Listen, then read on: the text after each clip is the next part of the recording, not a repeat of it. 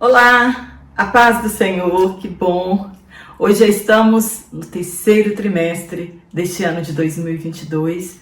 Para mim é um privilégio muito grande estar aqui mais uma vez com cada um de vocês e sou imensamente grata a Deus por tudo que Ele tem feito, por poder contribuir com algum dos irmãos. Já quero agradecer aqui o carinho do segundo trimestre, foi maravilhoso, o nosso encerramento foi maravilhoso, uma bênção. Nós temos o apoio do nosso pastor presidente, Zacarias Ferreira, foi uma bênção e espero que o seu encerramento também tenha sido uma bênção. Aprendemos bastante a respeito do Sermão do Monte, como aprendemos.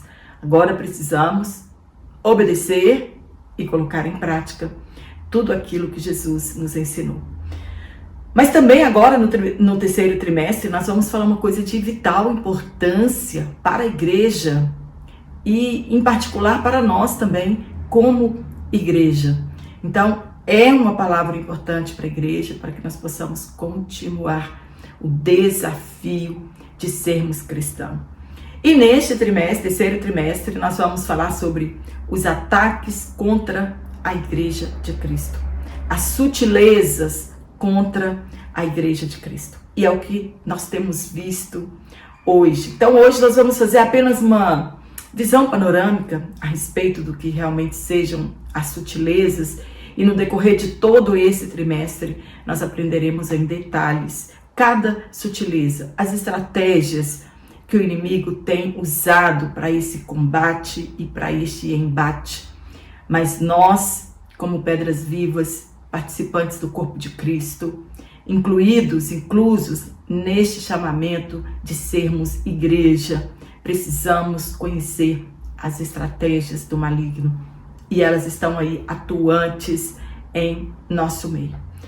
No tópico 1 nós vamos falar sobre as sutilezas de Satanás contra a igreja de Cristo. O texto tomado por base está em 1 Timóteo capítulo 4, versículo 1 a 5. E para você que está aqui pela primeira vez, seja bem-vindo, seja bem-vinda.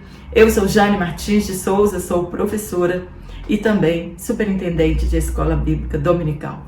Então fica comigo até o final desta aula e juntos nós vamos aprender bastante a respeito da palavra de Deus. Então eu já disse que nós saímos de um trimestre maravilhoso, confesso que eu fiquei apaixonada com o Sermão do Monte e com uma construção espiritual muito melhor. Eu acredito que saímos diferentes deste segundo trimestre. Jesus Cristo nos ensinou no Sermão do Monte quais devem ser os princípios éticos e morais do verdadeiro cidadão do céu, que precisamos buscar de Deus sabedoria.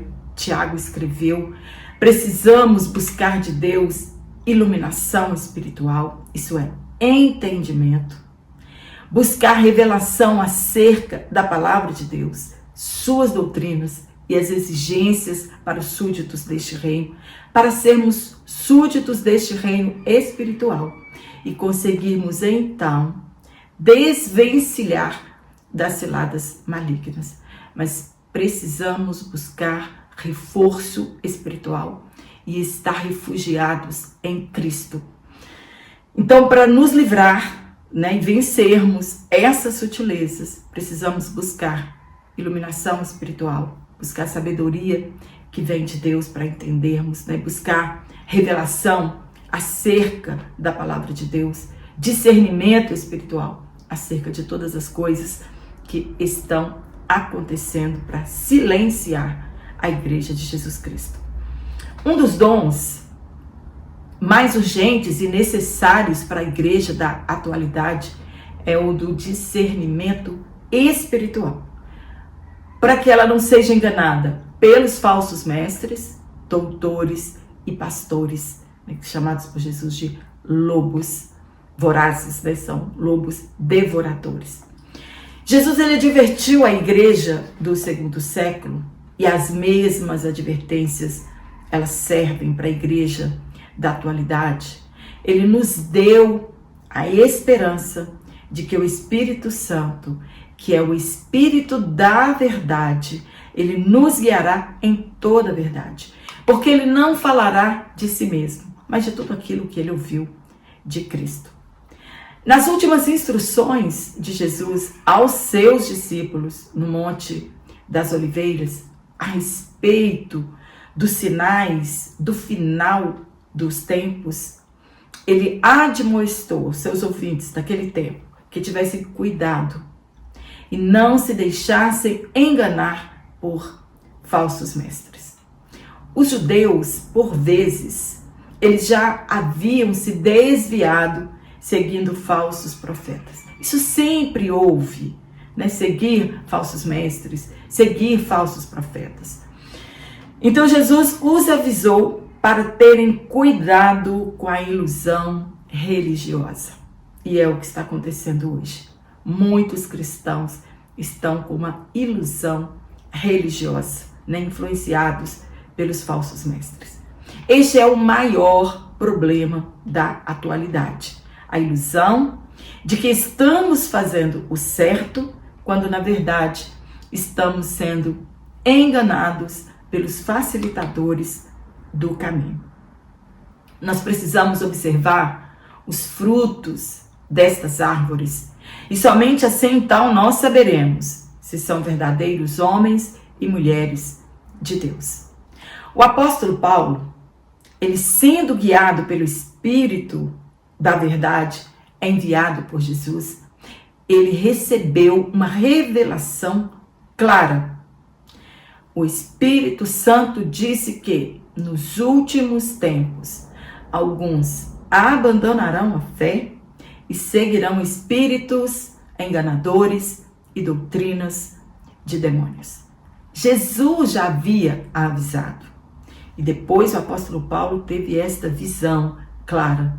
O Espírito Santo disse para ele, revelou para ele essas coisas que iriam acontecer. O inimigo da nossa alma e da igreja, ele desfere ataques à igreja de forma sutil, sorrateira.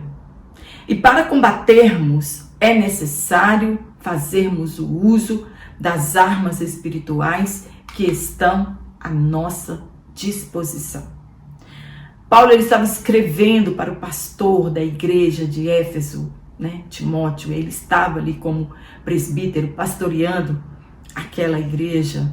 Então, Paulo disse que quando Paulo foi embora daquela igreja, ele disse, olha, vão surgir, vão levantar aqui do meio de vocês falsos obreiros. Nós devemos vestir a armadura espiritual de Deus para ficarmos firmes, pois a nossa luta não é contra a carne, não é contra os seres humanos, mas contra as potestades espirituais. Eu vou deixar o link aqui de uma aula que nós estudamos sobre Efésios capítulo 6, e aí se você quiser dar uma clareada, né, a respeito de quais são as armas espirituais, né, que estão à nossa disposição, você então poderá assistir. A nossa luta, ela é contra os poderes e autoridades, contra os dominadores deste mundo de trevas, contra as forças espirituais do mal nas regiões celestiais. O nosso embate, ele não é aqui terreno. A nossa luta, ela é travada nas regiões espirituais. Nós não lutamos aqui contra as pessoas, né, mas contra as autoridades do mal, contra as potestades das trevas. Nós estamos perto do fim. Há mais de 2000 anos atrás, Jesus disse que já era chegado o fim. Então, hoje nós estamos mais perto do fim do que eles estavam. Então, os ataques, eles estão cada vez mais fortes e muito mais agressivos, porém, de forma sutil, sem que percebamos. As coisas vão mudando sem que percebamos. E muitos, infelizmente, estão dispersos com estas coisas. As leis, elas são aprovadas no silêncio. Infelizmente, muitos cristãos aderiram a alguns pecados porque já é lei no nosso país. E eles não veem pecado em mais nada. As verdades de Deus foram transformadas em mentiras. Substituíram a verdade pela mentira. No primeiro tópico, a igreja sob ataque. Primeiro ponto, a sutileza do ataque. O que é sutileza? Sutileza pode ser modo delicado de se comportar, delicadeza, uma pessoa sutil, mas ela também pode ser inteligência perspicaz, raciocínio excessivamente requintado, agudeza. Assim são os ataques do maligno. Ele tem uma inteligência perspicaz, né? Ele tem uma agudeza para atacar a igreja, quase que imperceptível aos olhos daqueles que não estão atentos a estes ataques. No passado, a estratégia para desestabilizar a igreja de Cristo e o povo de Deus no Antigo Testamento era a perseguição. O povo de Deus, eles eram perseguidos. Quando nós lemos o Novo Testamento, nós estudamos sobre as cartas, nós encontramos diversas perseguições. Em Hebreus, o povo estava com medo, né, por causa da perseguição. Em Tessalônica, as pessoas estavam com medo por causa da perseguição. Em Atos, nós encontramos as pessoas fugindo e com medo por causa da perseguição. Os cristãos eram mortos, né? Ateavam fogo neles, jogavam nas celas, nas arenas com os animais. Então, foi uma estratégia que funcionou em parte, mas não funcionou na verdade. Porque quanto mais os cristãos eram perseguidos, mais eles saíam espalhando, né, a semente do evangelho. E foi aí que o evangelho foi crescendo por intermédio da perseguição. Então o inimigo descobriu que isso não é uma estratégia boa. Nós estamos assistindo hoje isso de perto na África, né, a perseguição contra a igreja de Cristo. Mas quanto mais eles oprimem o povo de Deus, mais a igreja cresce.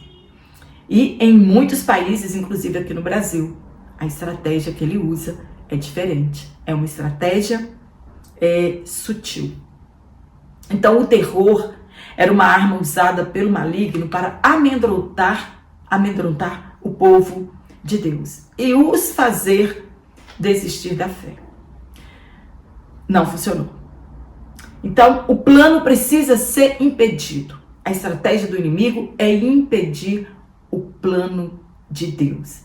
Desde Abel, o inimigo quis acabar com o plano da redenção. E as táticas, elas vão mudando com o passar dos séculos. Mas o inimigo, ele é o mesmo. Ele não muda. Hoje, uma das estratégias é a normalização de comportamentos e práticas contrárias à fé cristã, né? Nos proíbem de falar certas doutrinas e sobre certos pecados na Bíblia Sagrada. Por exemplo, casamento entre pessoas do mesmo sexo, né? Existem palavras que nós não podemos trazer, né? Porque elas são bloqueadas nos aplicativos de redes sociais. Aborto, divórcios, relação sexual entre pessoas solteiras, a banalização do evangelho, a proibição dos cultos, a proibição da Bíblia Sagrada e outras tantas coisas. Isso tudo é movimentado secretamente para que se construa uma lei, um decreto baseado nisso para proibir a Igreja de Cristo de prosseguir. No ponto 2, o alerta para o povo de Deus. Deus sempre manteve seu povo sob alerta. Tudo o que aconteceria, Deus avisava o povo por intermédio dos seus profetas. Não somos surpreendidos com os acontecimentos. Todos eles estão descritos na Bíblia Sagrada. Deus revela todas as coisas a seu povo. Nada que está acontecendo no mundo não é algo que a Bíblia já não descreve sobre isso. O primeiro aviso dado à humanidade foi que as coisas não continuariam sendo como estavam no Jardim do Éden, na queda. Não ficaria daquele jeito. Deus já tinha criado um plano antes da fundação do mundo. Então Deus avisou ao casal que um dia o Salvador viria e daria fim ao inimigo dos homens. E daí então o diabo nunca mais descansou em frustrar os planos de Deus. Deus também disse que não ocultaria nada a Abraão. Deus disse a ele, olha, vocês serão uma grande nação, passarão pela escravidão no Egito por aproximadamente 430 anos. A José, ele revelou-lhe em sonhos os planos divinos e por isso ele foi aborrecido pelos seus irmãos, que não entenderam. E mais tarde, José, sendo revelado pelo Espírito de Deus, ele entendeu que tudo fora providência divina. Então ele disse para os seus irmãos, né? Olha, não fiquem tristes por eu ter vindo para cá, para o Egito. Foi Deus quem me trouxe para cá, para a preservação da vida, para a nossa sucessão e dar ao nosso povo um grande livramento. Já na monarquia, nós encontramos Deus frustrando planos de grandes reis, como no caso do rei da Síria. A nação de Israel estava subjugada e Deus então revelou as estratégias militares dos adversários, revelando a Eliseu os intentos desse rei. Isaías, ele profetizou a destruição e o cativeiro da nação de Israel. Deus, para quebrar a arrogância da nação, permitiu que o templo fosse profanado. Deus mostrou a Daniel o fim de todas as coisas, assim como Jesus mostrou aos seus discípulos o fim de todas as coisas. Por que alguns ficam surpresos com os acontecimentos, se o Espírito Santo já nos avisou? Está tudo escrito, o que irá acontecer e o que está acontecendo. Paulo então escreveu que o Espírito Santo expressamente diz. E aqui foi usado o advérbio grego retos, e possuindo o sentido de claramente, sem sombras de dúvida. Então, o Espírito Santo, sem sombra de dúvida nenhuma, ele diz que nos últimos tempos introduzirão falsos profetas no nosso meio. O Espírito Santo, ele avisou sobre os perigos que nos rondam e que nos cercam. No ponto 3, a igreja na reta final.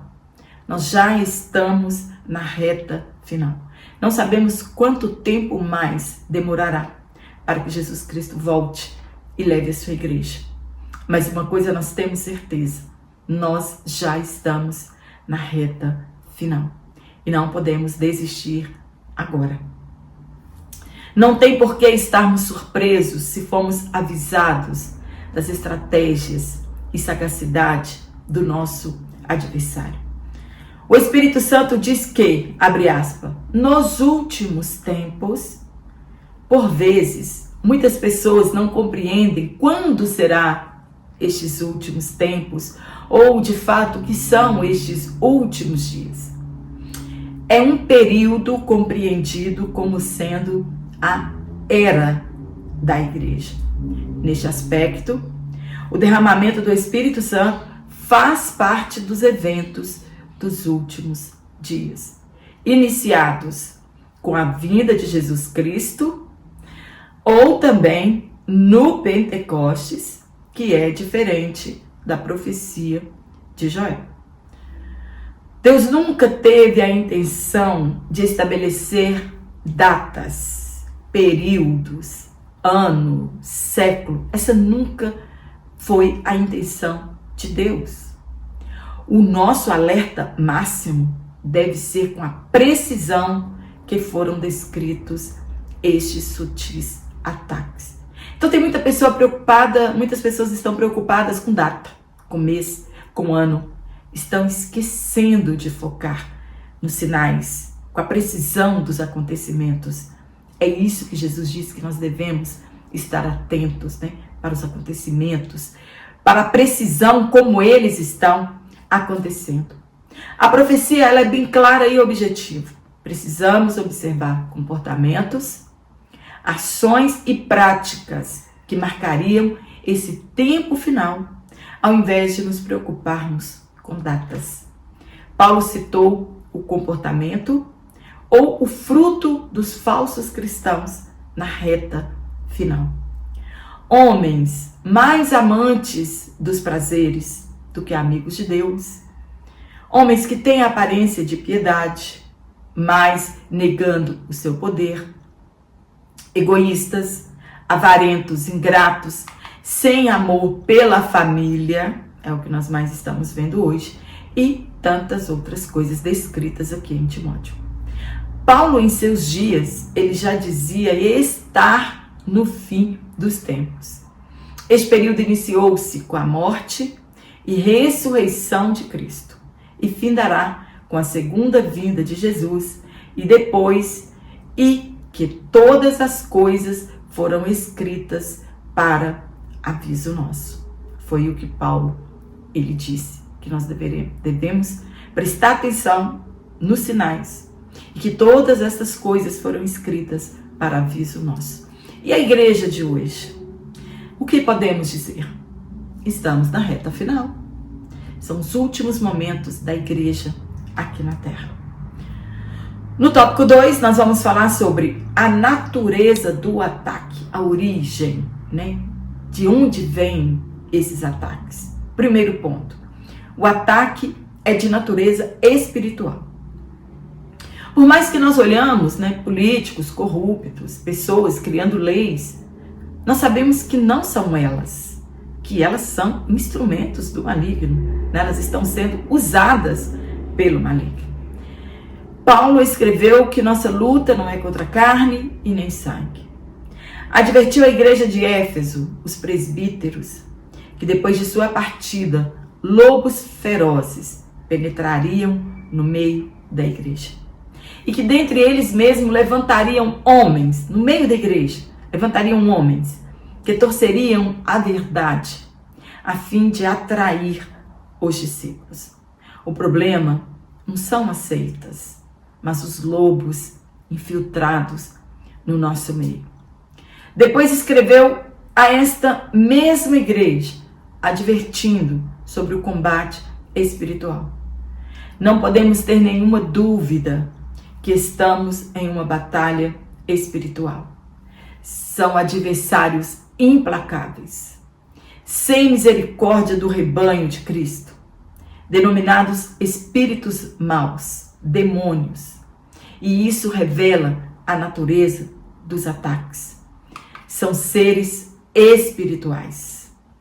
Portanto, as armas devem ser espirituais, para combatermos as forças malignas, somente com armas espirituais. São inimigos que não podem ser subestimados e acreditarmos que podemos contra eles. Somente em Cristo, alicerçados na palavra, com uma vida de obediência, podemos vencê-los em nome de Jesus. Precisamos entender que a nossa vida é um campo de batalha. Precisamos estar sempre vigilantes, escondidos em Cristo, e conhecer as estratégias do maligno. Ninguém pode sair para uma guerra sem primeiro estudar o inimigo, as suas estratégias, como ele combateu em outros lugares. Assim deve ser a igreja de Cristo. Devemos saber quem é nosso inimigo, senão lutaremos contra a pessoa errada. Precisamos saber onde esse inimigo está. Ele está nas regiões celestiais e saber do que ele é capaz de fazer. De uma coisa nós temos certeza: ele não brinca de inimigo e muito menos de guerrinha. Somente com o poder de Deus podemos vencer, tomando posse das armas espirituais que estão descritas em Efésios. No ponto 2, O ataque é de natureza moral. Ele ataca a moral da igreja, dos cristãos. O objetivo é fazer as pessoas desviarem da fé, apostatam da fé deliberadamente e atraem outras pessoas para si, com suas palavras ou com seu exemplo. Infelizmente, muitos deles continuam em nossas igrejas e em nossos púlpitos, desviando outras pessoas da verdade. Isso é o pior de todas as coisas. O caráter destas pessoas, ele é atingido e eles não se importam mais com nada. Jesus nos avisou que os conheceríamos pelos frutos. Pregam uma coisa e vivem outra muito diferente. Jesus advertira a seus discípulos que tivessem cuidado com o fermento dos fariseus, a hipocrisia. O diabo, ele trabalha pela hipocrisia dos que falam mentiras. A hipocrisia nada mais é do que falta de caráter, de integridade, de honestidade e de verdade. A característica do verdadeiro cristão é viver o que ele prega e o que ele ensina. É a parte mais difícil. Não somos perfeitos. O verdadeiro cristão, ele tem que revelar ao mundo a sua integridade e a sua honestidade. Por isso, não quer dizer que nós somos perfeitos e nem sujeitos a erros, a falhas. Porém, devemos procurar diariamente viver e obedecer a palavra de Deus. Rever os nossos erros e endireitar o nosso caminho. Este comportamento, ele se encontra na esfera moral de uma pessoa. E é isso que o inimigo tenta atingir. A operação do erro sempre trabalha com a falsidade e com o engano. Muitos podem perguntar: por que essas pessoas se deixam usar pelo maligno, então? A resposta é: quando damos lugar. Paulo nos advertiu a não abrirmos brechas para o nosso inimigo em nossas vidas. Devemos fechar todas as brechas. Ele pode usar qualquer um, é somente dar lugar. Assim como ele fez com o apóstolo Pedro, que tentou dissuadir Jesus de ir para a cruz. Outro ataque à esfera moral é quando Paulo cita a mente ou a consciência cauterizada. Consciência no grego é suneidesis, que é a capacidade humana de julgar, de entender o certo e o errado. É a faculdade humana por meio da qual se distingue o que é moralmente certo ou errado. Depreendemos que a consciência cauterizada, no sentido figurado, significa que ela se tornou insensível, indiferente para julgar entre o certo e o errado. Cautério é uma substância cáustica, corrosiva, que endurece o lugar onde ele é colocado. É isso que a apostasia faz em nossa consciência. Nos tornamos insensíveis à voz do Espírito Santo. No terceiro tópico, nós vamos falar sobre as esferas do ataque. Eu vou deixar um banner aqui, se você quiser receber este comentário, esse PDF trimestral. Se você quiser receber apenas um único comentário, eu vou deixar aqui como você entra em contato comigo e você então receberá estes comentários em PDF para facilitar a sua vida. Nós precisamos buscar discernimento espiritual para fazermos este julgamento espiritual. Sem discernimento, nós não conseguimos fazer esse julgamento espiritual. Cada vez que cedemos a um tipo de pecado, mais a nossa consciência vai sendo endurecida e amortecida pela desobediência. Paulo deixou claro para nós que não são os milagres ou palavras que qualificam uma pessoa. Por isso Jesus diz que nós conhecemos uma árvore pelo seu fruto. Não são os milagres, não são as palavras das pessoas que as qualificam como verdadeiros cristãos, mas sim o fazer à vontade de Deus. São os inimigos infiltrados que mais destroem a igreja, porque querem continuar enganando as pessoas e ficar ali no conforto da igreja, enganando outras pessoas. Devemos observar que antes de mudarem as doutrinas, essas pessoas que mudam as doutrinas, estes políticos que mudam as leis, antes disso, de mudar essas doutrinas da sua vida, a sua vida pessoal já se havia corrompido. Então, quando eles vão mudar as doutrinas, eles já haviam se corrompido. A sua vida pessoal já está um fracasso, pois, na verdade, eles adequam seus ensinamentos de acordo com seus pecados e, por fim, calar a sua própria consciência. Ele entendeu, mudou a doutrina, adequou seu pecado a essa mudança e pronto, calou a sua consciência. O discurso sempre é o mesmo, não tem problema.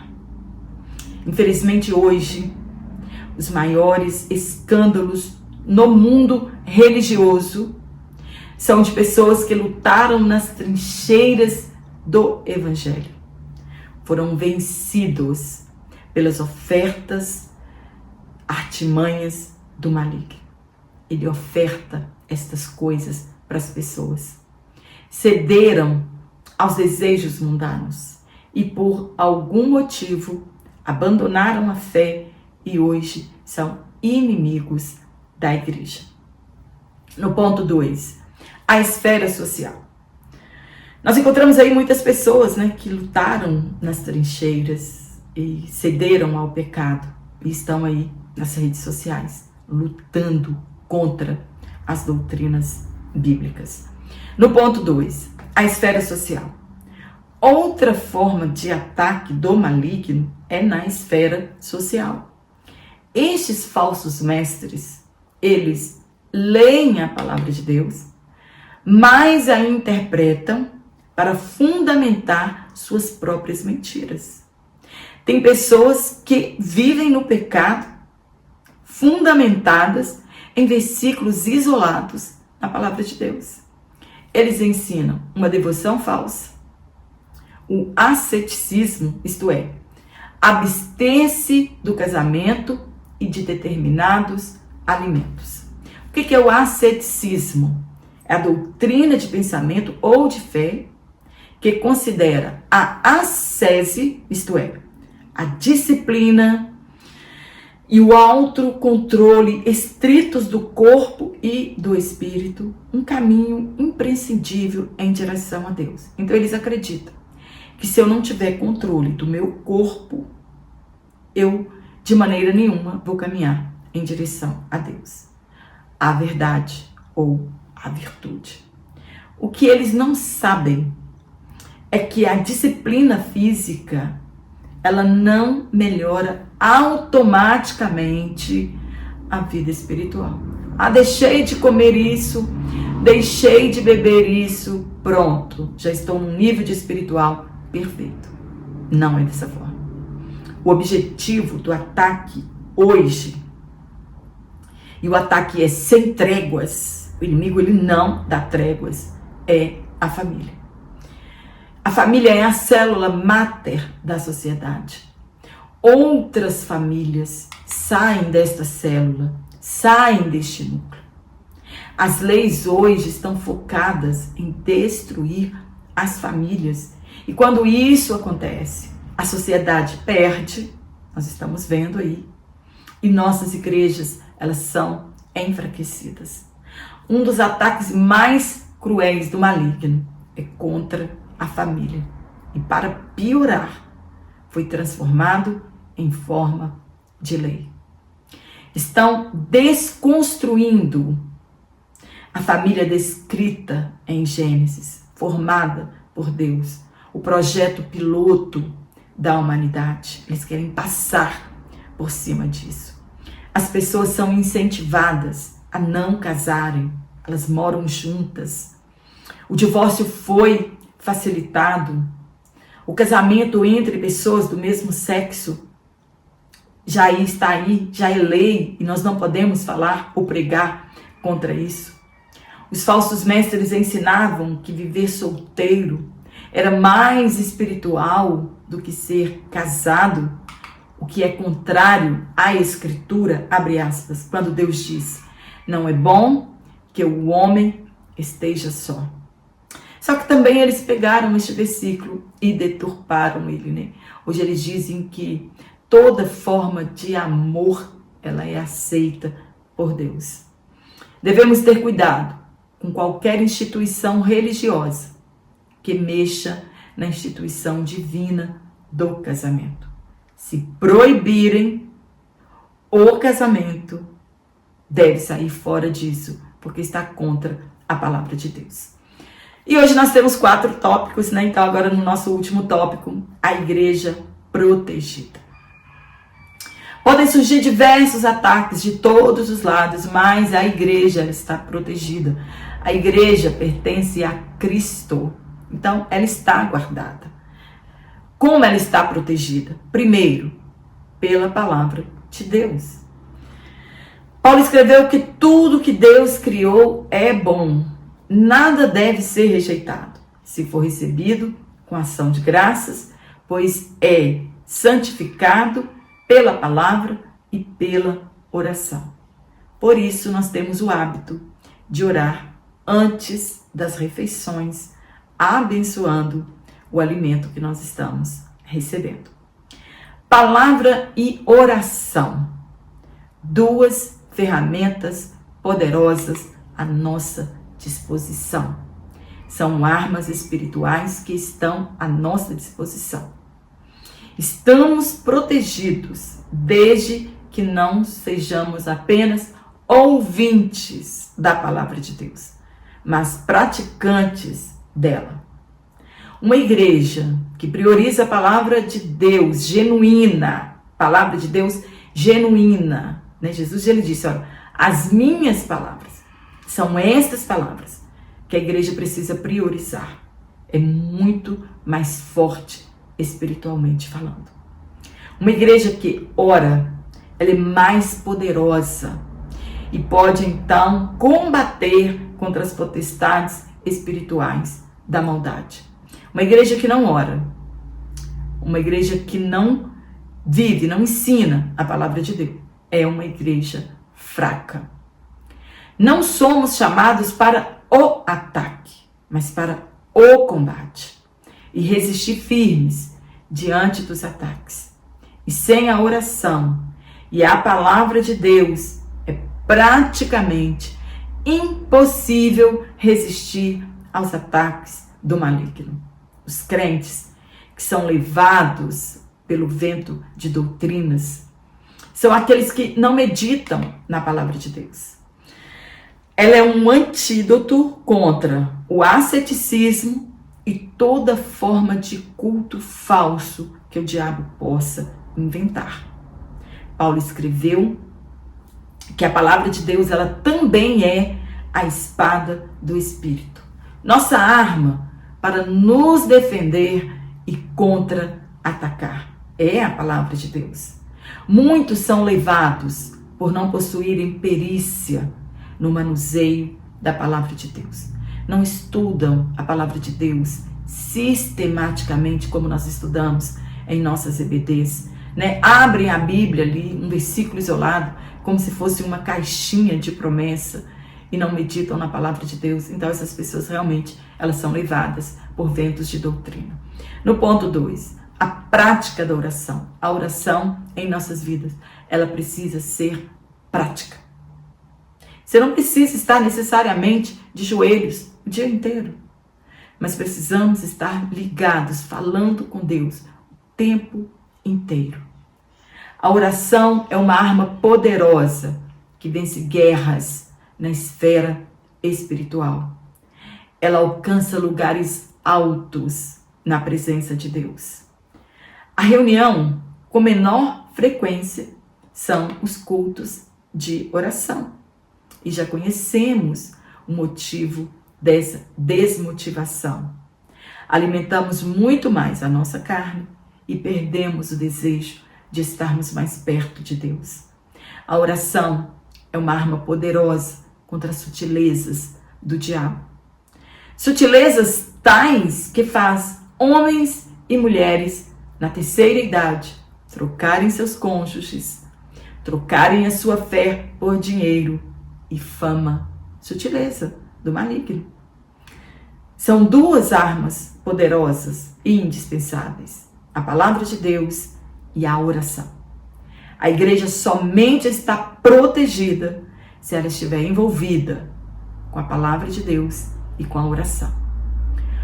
Um pouquinho, vou contar aqui um pouquinho da história. O nosso comentarista citou aqui sobre por que surgiu o ciclo de oração. Ele diz, talvez o ciclo de oração surgiu porque as pessoas deixaram de orar. Então eu quero trazer aqui um pouquinho da história da criação do círculo de oração, de quando ele nasceu e por que ele nasceu. Então, a história dessa grande obra, ela veio através da menina Zuleide, filha da irmã Albertina. Essa menina foi acometida de uma enfermidade naquela época, a qual não andava nem falava. E os médicos especialistas deram-lhe apenas 8 anos de vida. Albertina, mãe da pequena Ledinha, como toda mulher de oração e fé, ela convidou algumas senhoras da sua igreja para ajudá-la em oração, pedindo a Deus pela saúde de sua filha. Marcaram a primeira reunião para o dia 6 de março de 1942. É esse dia que é considerado o dia do círculo de oração. No bairro recifense de Casa Amarela, 7 irmãs se prontificaram para ajudar essa outra irmã em oração. As irmãs não receberam a resposta de oração imediatamente, mas uma vez por semana se reuniam para clamarem ao Senhor, isto das 9 horas da manhã às 16 horas, até que a criança começou a andar e a articular as primeiras palavras. Elas não cessaram de orar até que Deus respondesse. Era um propósito de Deus para esta grande obra. E a doença da filha dela foi o gatilho para iniciar esta obra e ela se espalhar pelo mundo. As reuniões de oração sob a direção de mulheres nas Assembleias de Deus, elas ocorreram provavelmente desde o dia 2 de junho de 1911, em Belém, no Pará. Quando as cristãs batistas Celina Albuquerque e Maria de Nazaré se reuniram na casa da irmã Celina, após estarem convictas da promessa bíblica do batismo no Espírito Santo, conforme foi pregado pelos missionários Daniel Berg e Gunnar Wingre. Desde então, as reuniões de oração, elas não cessaram. Porém, o nome Círculo de Oração e o formato que nós conhecemos hoje surgiu em Recife com a irmã Albertina. O nome Círculo de Oração foi dado depois pela própria irmã Albertina, que se inspirou num folheto que dizia que a oração é como um círculo nos céus. Quando estávamos orando, disse ela, lembrei-me da mensagem e disse, vamos circular os céus com as nossas orações. Foi assim que nasceu o círculo de oração nas Assembleias de Deus. Amém? Espero ter te ajudado com os comentários. Se você gostou, não se esqueça, dá um curtir aqui, compartilhe em suas redes sociais. Se você ainda não é inscrito no meu canal, se inscreva. Mas, Jane, não estou recebendo as minhas aulas semanalmente.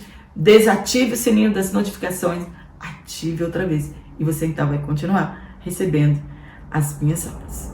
E eu quero mandar um abraço aqui para as pessoas que me pediram, mas quero mandar um abraço também para você que comenta nas minhas aulas, está aqui semanalmente, tem ajudado o meu canal a crescer. Eu sou muito grata a Deus por tudo isso, né? Pelo feedback que vocês me deram da última aula, da lição 12, da lição 13 também. Deus te abençoe grandemente. Então eu quero mandar um abraço aqui para a irmã Sueli Almeida, em Alvorada, Vila Velha.